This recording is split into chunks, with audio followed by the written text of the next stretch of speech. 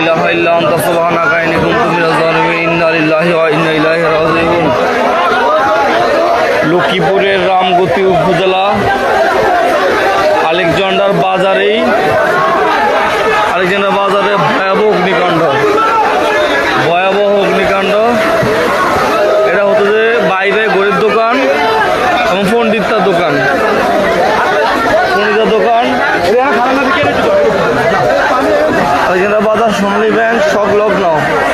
Alexander বাজার সোনালী bank সংলগ্ন ভয়াবহ অগ্নিকাণ্ড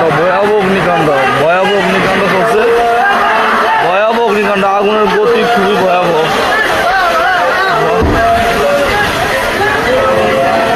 অগ্নিকাণ্ড